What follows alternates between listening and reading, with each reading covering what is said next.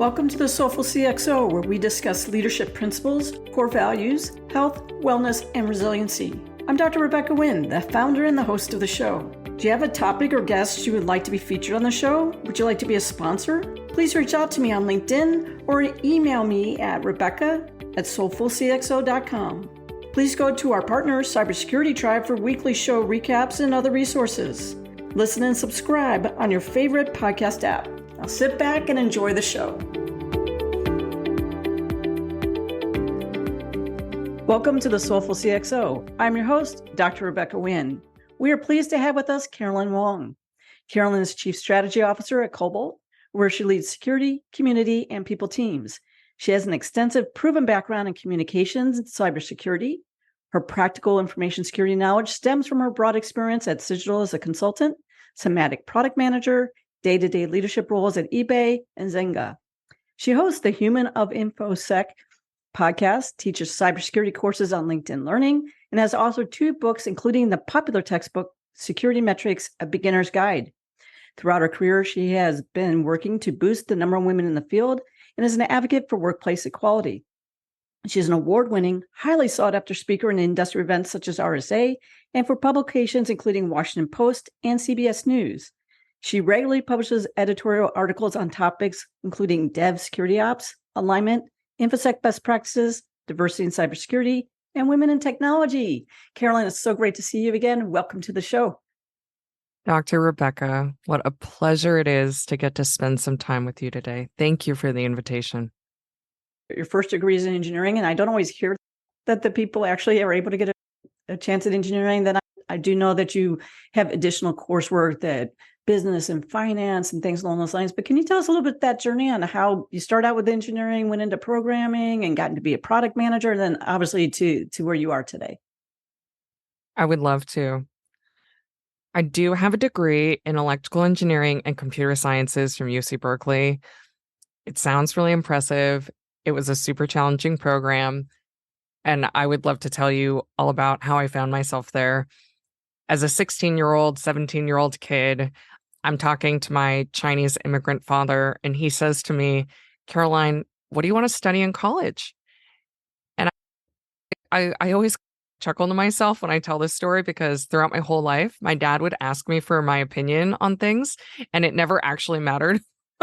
And it was his way of being the very best dad that he could and providing for me and for my sister in the very best way that he could. And so he said to me, "Caroline, what do you want to study in college?" And I said, "I'd love dance. So I'd love to study dance. And I think psychology is really interesting." And he said, "Okay, we're going to study engineering and you're going to attend the best school you get accepted to." And in my household and when I was growing up, that's just how it was. And so I go and I'm in these classes trying to figure out how to use an oscilloscope.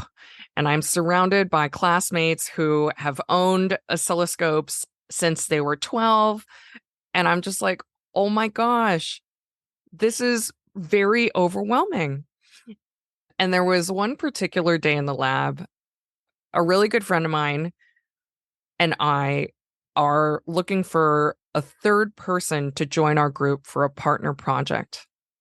And the way it ends up happening is my friend, we'll call him C, he ends up gathering and fetching our materials. Our other partner, we'll call him S, he ends up basically doing the lab work, doing the experiment. And I end up writing our report.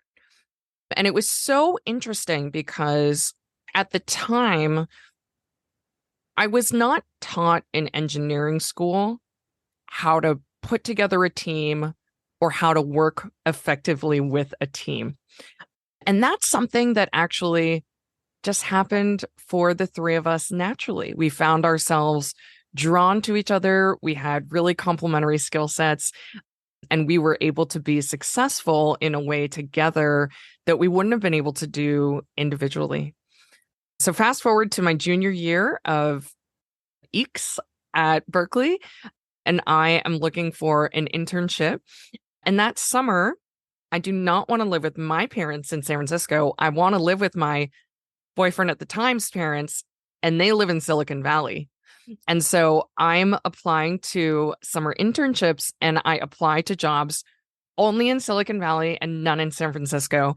And I end up getting this role at eBay as an IT project manager. And when I complete my internship and then I graduate from college, I go to my manager and I say, I'd love to work here full time. I enjoy this so much. And he says to me, Caroline, I'm so sorry, but we have a hiring freeze in the IT department right now. However, there are some entry-level positions available on the information security team. And I literally at the time had never heard the words information security before. And so it's 2005. I go on Google, I go on Wikipedia, I literally look up the words information security. I end up getting the role. The role is an entry-level position intended for a new college grad. And the rest ends up being history. And yeah, so I spend 5 great years at eBay where I learned so much from my manager and mentor, Dave Cullinane. When I published the Security Metrics, a Beginner's Guidebook a couple years later, that book is dedicated to Dave and all that he did to teach me and to show me the way and to guide me. I then spent a little bit of time at Zynga. Folks may remember the Farmville game. So that was Zynga. And I wrote the information security policies to take that company through its IPO. I did a little bit of product management at Symantec. Loved that role. Loved that team. Really interesting organizational change happening at that organization in that period of time. Symantec had something like 4 CEOs in the period of 4 years, and there was just a lot of change. I end up going and working for an application security consulting firm, Cigital, which later gets bought by Synopsys. And something that I'm newly choosing to share about this year, because I feel like it's really relevant, is I was fired from Cigital. And so I found myself in a position where, as a primary breadwinner of a household with a mortgage in San Francisco to pay and a 1-year-old baby girl, I found myself out of work. And that was really challenging. And the universe works in mysterious ways. And that is actually what led me to find Cobalt, which I joined now 7 years ago when it was just 10 people, a pre-Series A company. And now we are a Series B company with more than 200 people around the world. And it's just fascinating how life works sometimes. Right now, a lot of people are in flux. There's a lot of people who are getting laid off, or they're finding that maybe a company they work for has had a lot of changes, whether it's maybe the culture that you thought you're going into, you're not going into, or maybe there's a lot of leadership changes. There's a lot of personal feelings that go through all that kind of stuff. How did you navigate that? Did you just Google it? Did you go ahead and work with people? Did you have great mentors around you or sponsors? How did you navigate that to get to your next level? Because it's really been a struggle for a lot of people right now, especially in our industry. I asked for a lot of help, and I stayed really dedicated on just trying to put one foot in front of the other. The way that I describe my feelings during that period of time is like emotional survival. I was actually just trying to emotionally survive each and every single day. I was just trying to be kind to myself. You know, a job search is naturally a process that's so filled with rejection and always takes you longer than you think it's going to. And I found myself saying, look, I want to try and acknowledge what's in my control and what's out of my control. What's in my control is the words I put on my resume. What's in my control is the people that I reach out to, that I ask for help, that I ask for advice, that I ask for a perspective. What's in my control is how I show up to any interview and the energy that I bring to that interview and the preparation that I do for that interview. But there's also so many things outside of my control. I don't control what roles are open at what organizations. I don't control anything about who the hiring manager is, what their criteria is, what any of their different ways of thinking about me or any of the other candidates are. I don't control the other candidates and how qualified they are. So I think that really was something that I tried to focus on, which is to say, understanding what's in my control and what's outside my control, and trying really hard to focus energetically on the things that are in my control and try and let go of the things that are outside of my control.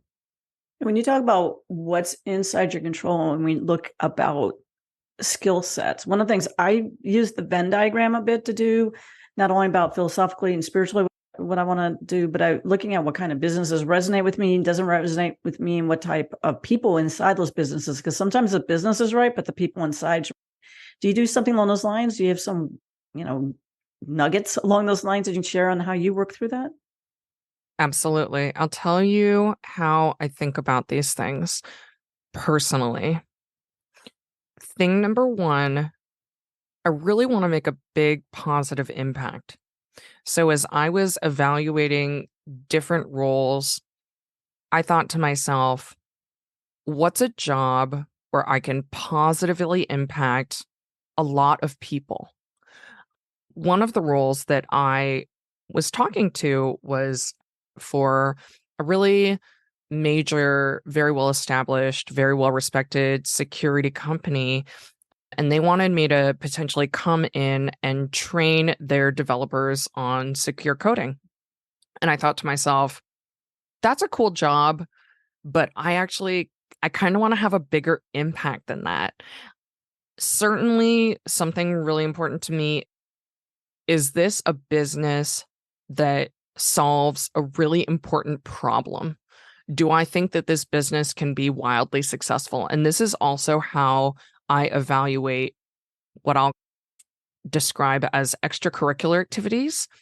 So, advisory board roles, even volunteer work, even where I decide to put my time in terms of mentoring or advisory work. I'll say to myself, like, do I believe in this organization's mission and purpose? Does that align with me? And do I think they have a really strong way to solve the problem? Is this a real business problem that's getting solved? And are they solving it? Do I think this business is going to be wildly successful? Thing number two is, who are the people? And as I'm evaluating these opportunities, I try really hard to understand, why have these people chosen to do what they do? And what do they value? Because I really want there to be alignment.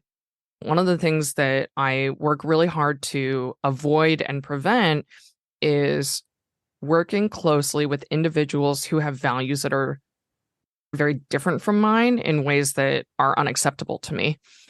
Those are my two things that I look for. Where can there be a big impact and a lot of success, which I think is a result of solving a really important problem? And then, who are these people? What do they value? And do their values align with mine? One of the things I find always a challenge is finding that the outward appearance of the company and the people is that really the inner. And one of the things I talk to people about is you really have to go into not thinking about a job per se. Obviously, people want money to do stuff, but you really need to be going in interviewing them. And I really strongly believe in interviewing the company just as much. And when you have those, every time I've taken a position that my gut was like on run very fast, it has been a mess for me each and every time. What do you mentor people around those lines? Because it's easy to go ahead and say, I need this job, I need this thing, and then find out you're just in a horrendous position for you that just really takes away from your complete who you are as a human, and takes a long time to recover from that. Yeah. So first, I want to acknowledge that we, as earthly humans, have physical needs that need to be provided for. And any given one of us at any given time may be in a position where for some time we need to do work that is not the absolute perfect work for us because we need to take care of ourselves. Maybe we need to take care of our families. And that, I think, doing what needs to be done to provide for oneself and for one's family, I think is really important. And we're in an economic atmosphere where there's not as many choices right now as there are at other points in time. That being said, I think to the extent that we have choices, it is good to stay away from or get out of work situations that destroy your soul and make you feel real bad. I have a joke metric that I suggest to people when they say, Caroline, how might I go about evaluating a company culture? And here's the joke metric. And it's a joke metric because, first of all, people don't actually write this down anywhere. Second of all, it might be inappropriate for them to share that with you. But here's what it is. I say to myself, or I say to folks that I'm talking about this kind of thing to, look at the executive team and look at leadership and count the number of divorces in the past 24 months. Then I say, look at the company as a whole and count the number of marriages and babies in the past 24 months. And there are like a million reasons that are wrong with that. And I want to address that and just address a couple of those assumptions. Divorce is not bad. Marriage and babies are not good. They're just indicators. I personally am a divorced person. Getting divorced was the very best thing that happened to me at that point in my life. But I do think it's simply an indicator. I think that more people who are in that particular phase of life and for whom it's an appropriate thing to do, get married and have babies when there's a company culture that is supportive of healthy relationships outside of the workplace and a reasonable work-life balance situation. I think that really toxic environments, you're going to see divorces happening in leadership. It's a joke, but a more realistic thing to do is just like you're interviewing the company. If you're going to go and work for someone, maybe ask them for references. Ask them if you can talk to someone who works for them or has worked for them. And there's two things that'll tell you.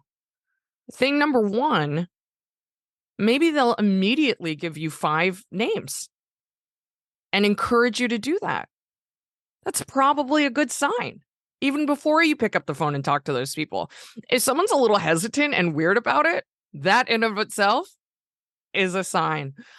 But I think that just like when we are in a position where we're a candidate talking to a company about an opportunity, and there may be a stage where they ask us for references of people that we've worked for or that have worked for us or people that we've worked with, we get to do the same thing. And I think that's an opportunity to ask for references. Let me talk to someone who's worked on your team. Let me talk to someone who is a peer of yours. Let me talk to someone that you've worked for. And there's those 2 data points. Thing one, how do they respond to that question? And thing two, of course, when you make those phone calls, what do people share? Yeah, I think one of the things too for us being CISOs, right? You mentioned CISO, CIO, right? Chief Strategy Officer, is I pay attention to who are they having me do my interviews with? Do they have me having an interview with 5 people who are going to report to me?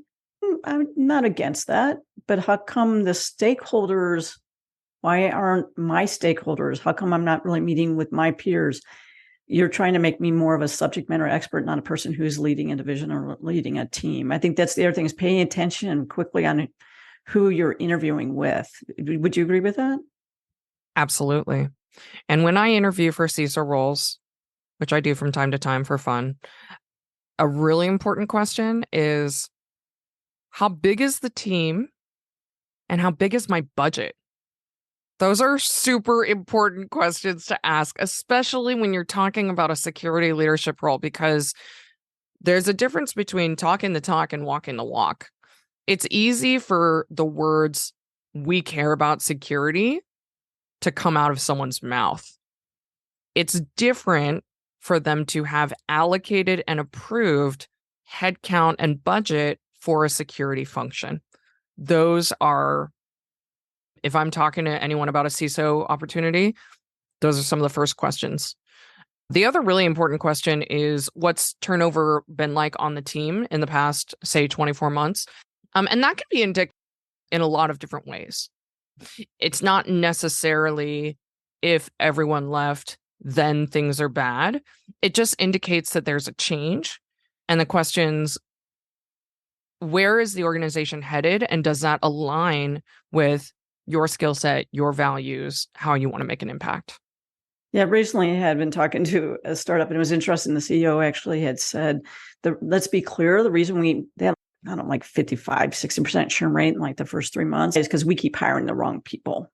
And I was like, oh, let me go back and let me look at those Indeed, let me look at those Glassdoors, and the ones that were like the 1 and 2 stars were spot on what was happening culturally internally. A lot of the 5-star, 4 stars were account management, HR, marketing. So I tell people you have to be careful about Glassdoor. And that gets back to you talking about reaching out to the people. I use LinkedIn, and I like to go ahead and look at LinkedIn to see not only about who might be working there for a long period of time, because I can always ask internally, but I like to see that person left within a year and they went to this other company and go, could you have a conversation with me? I'm just curious about what was your experience? How did you feel the culture? Don't want them to breach an NDA or anything like that, but they can tell me what was their experience, what worked for them, what not worked for them, and gives you a chance of you as a human. If that type of internal culture really is going to resonate with you, or if they said, you know what, I got hired for this position and I never was able to do the position. And that seemed, for the people who left around me, we seem to have the same frustration. Doesn't mean it's today's frustration, but at least tells you what was happening in the last 9 months or whatever. So I agree with you. Do you use something else besides LinkedIn? Do you use, like, when you go to conferences, because you speak at RSA and stuff like that? What do you find is a great networking to find those inner nuggets? LinkedIn is my number one. I've never really been a Twitter person. I certainly use Slack a lot, but I find that LinkedIn is so cool because I will find myself connecting with folks that, like, maybe I've met and maybe I've never met. And I think that it's surprising to me if you just reach out to someone and you ask a question, like, some people are going to ignore you and some people are going to say no thank you, but some people are going to be like, yeah, I've never met you, but I'd be delighted to have a conversation. So you just never know. I think it's always great to, if you have a question that you're curious about someone's perspective on, just ask. I agree with you 100% on that. I tell people, they're like, who do you mentor? And I said, I think you seek out mentors. I have Ann Kabuki, and you and I have talked multiple times too, but Jim Roth, Teresa Payton. And they said, how did you get them to be mentors? I said, I asked. They don't meet me every week, but I'm like, Jim, I'm struggling with X. Can I find 15 minutes or 20 minutes on your calendar so we can walk through it? Most of us, you just need to ask, but you have to come with a heart. We're there to support you, but you know where you need to get supported. And I know you mentor a lot in the industry as well too. So we always really appreciate that.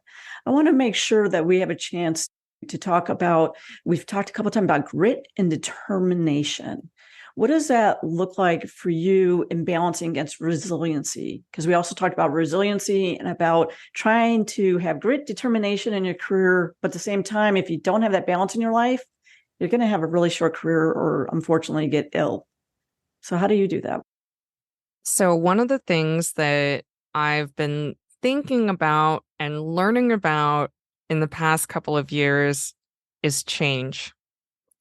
I think that as humans, it's really natural for us to like things to stay the same, particularly if we have this impression that things are quote unquote good. We want them to stay that way.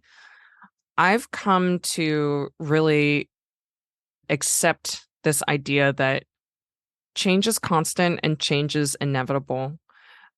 And so I've been trying to shift my own mindset from one where if I perceive a particular stage to be quote unquote good and trying to like hold on to that. When change comes, I try to roll with the punches. I try to recognize that like this moment right now and now this moment right now, like they're different. It's new. None of us have any idea what's going to happen tomorrow. And we always have an opportunity to look at things in a different way so that when change happens or when I can see change about to come, I think it's really natural, again, for us to have a human instinct, which is fear. Oh no, something bad's going to happen. Oh no, I don't know what I'm going to do. That's natural. And I think that's our brain trying to protect us.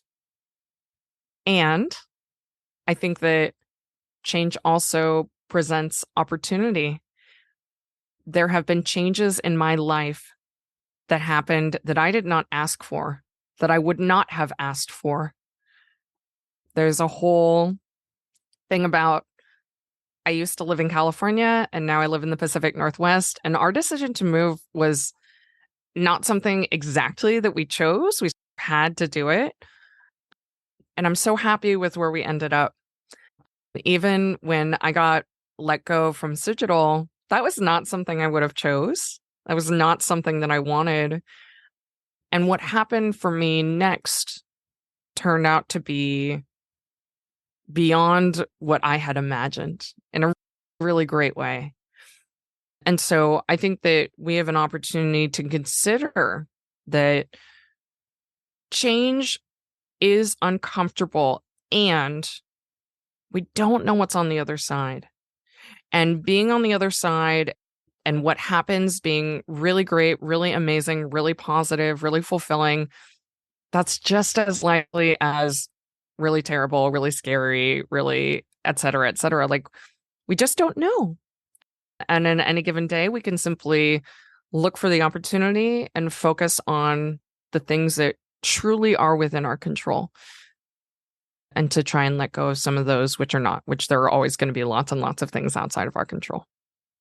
Carolyn, our time has flown by. What is the best way for people to learn more about your company and be able to reach out to you for speaking and other opportunities? www.cobalt.io. Recently, we released our 2023 State of Pen Testing report. It's a phenomenal data-driven research report that I'm very proud of, including data and analysis from more than 3,000 pen tests performed in 2022, as well as survey results from a lot of folks, primarily in the North America and Europe region, more than 1,000 security professionals who on purpose, we actually chose people who weren't Cobalt customers for that survey data. And we talk a lot about budget cuts and layoffs and morale. So it's really data driven. There's also a big human component. Highly recommend that content. And then find me on LinkedIn. I do teach LinkedIn learning courses. And on my profile, you can find links to view those at no cost. So I'd invite folks to check those out and let me know what you think. Carolyn, you are a soulful CXO. This is so great. Thank you so much for having me.